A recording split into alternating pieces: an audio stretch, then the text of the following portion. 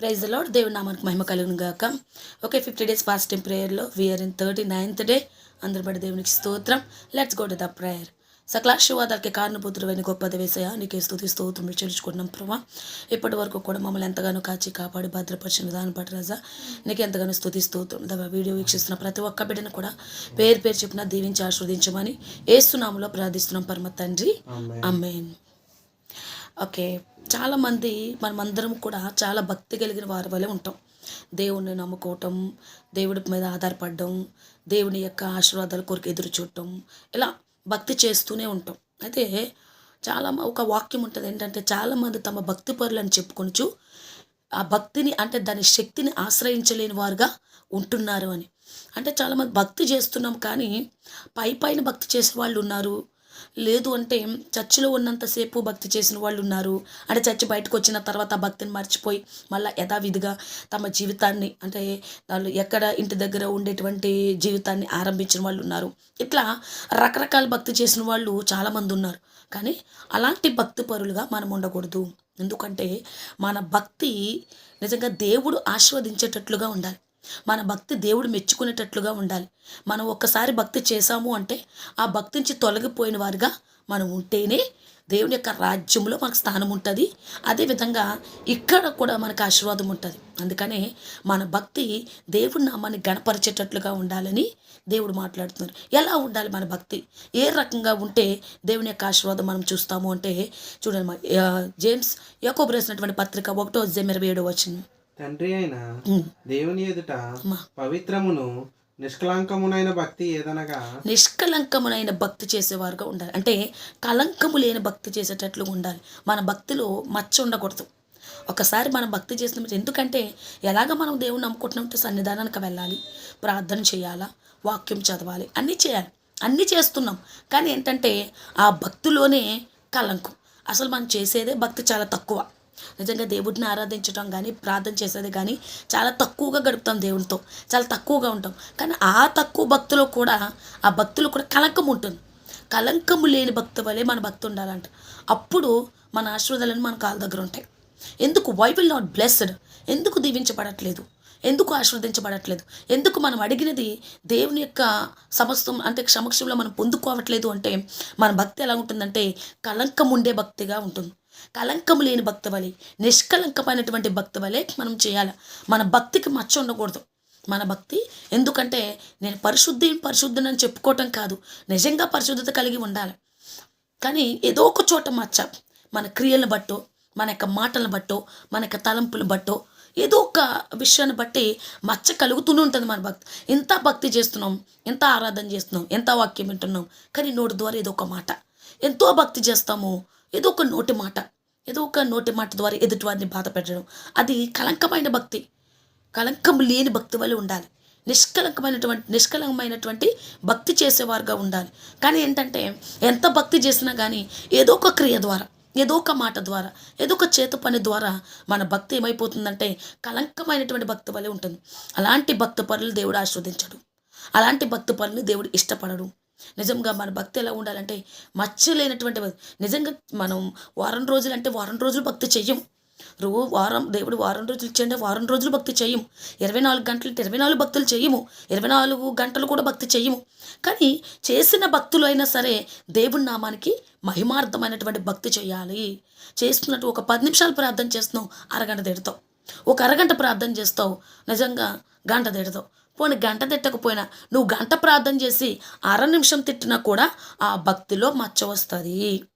నువ్వు 24 గంటల్లో 20 గంటలు దేవుడికి ఇచ్చేసి నువ్వు అందులో 1/2 నిమిషం లేదంటే 1/2 సెకండ్ తిట్టినా, లేదంటే 1/2 సెకండ్ కోపడినా, 1/2 సెకండ్ నిజంగా దుష్ట ప్రవర్తన చేసిన, దుర్మార్గపు ఆలోచన కలిగి ఉన్న, ఎదుటివారి పట్ల ద్వేషం కలిగి ఉన్న, స్వార్థం కలిగి ఉన్న, ఖచ్చితంగా ఆ భక్తి ఏమైపోతుందంటే కలంకమైన భక్తి అయిపోతుంది. కలంకం లేనటువంటి భక్తి చేసేవారుగా మనం ఉంటేనే దేవుడు ఆ భక్తిని ఇష్టపడతాడు. ఎందుకు చాలామంది అంటారు, ఎన్నిసార్లు అడుగుతున్నా, ఎన్ని సంవత్సరాల నుంచి ప్రార్థన చేస్తున్నా, ఎంతో ప్రార్థన చేస్తున్నా, ఎంతో కన్నీరు విడుస్తున్నా, ఆయన ఎందుకు పొందుకోవట్లేదంటే నీ భక్తులు ఏదో ఒక చోట కలంకం ఉంటుంది, ఏదో ఒక చిన్న మచ్చ. ఆ మచ్చ వల్ల చూడండి, మొత్తం హోల్ పేపర్ వైట్ ఉండి అందులో చిన్న మచ్చ బ్లాక్ ఉన్నా సరే ఆ బ్లాక్నెస్ కనిపిస్తుంది, వైట్ మొత్తం మీద బ్లాక్నెస్ కనిపిస్తుంది. అట్లాగే ఎంతో భక్తి చేసి చిన్న మాట అన్నా సరే ఆ మాట కనిపిస్తుంది దేవుడికి. కాబట్టి మన భక్తి కలంకం లేని భక్తి వలె ఉండాలి.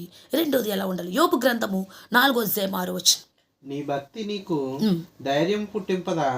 నీ యథార్థ ప్రవర్తన నీ నిరీక్షణకు ఆధారము కాదా? మన భక్తి మనకి ధైర్యం పుట్టించేటట్లుగా ఉండాలి. అంటే మన భక్తి శక్తి కలిగినటువంటి భక్తి వల్ల ఉండాలి. అంటే సమ్టైమ్స్ పడిపోయి సమ్టైమ్స్ లేచి ఇంకా అస్తమానం అవిశ్వాసం కలిగి ఉండి ఈ దేవుడు ఇవ్వడు, ఈ దేవుడు చేయడు, మళ్ళీ ఒక వాక్యం చెప్పగానే నాకు బలం వచ్చింది ఇంక ఈ దేవుడి నో చేసేస్తాడంటాం.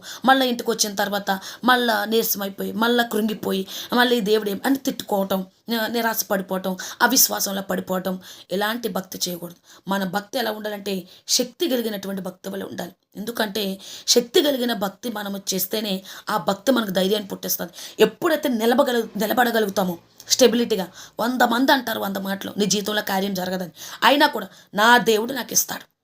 100 మందిలో నువ్వు 101% అయ్యుండి 100 మందికి కూడా నీ వైపు వేలెత్తి చూపించి నీ దేవుడు నీ జీవితంలో కార్యము జరగదు అని అన్నా, నా దేవుడు కార్యము చేస్తాడు అనే విశ్వాసం కలిగి ఉంటే ఖచ్చితంగా అదే విశ్వాసము నీకు ధైర్యాన్ని పుట్టిస్తుంది. నీ సమస్యలు, నీ బాధలు, నీ కన్నిట్లో, నీ వేతనలో ఎవరో కాదు, మనము చేసుకున్న భక్తే మనకు ధైర్యాన్ని పుట్టిస్తుంది. అవును, పలానా టైంలో నేను అడిగాను, దేవుడిచ్చాడు. పలానా టైంలో నేను ప్రార్థన చేశాను, దేవుడు కార్యం చేశాడు. ఇప్పటి వరకు నేను ఎలా ఉన్నాను, దేవుడు అద్భుతమే.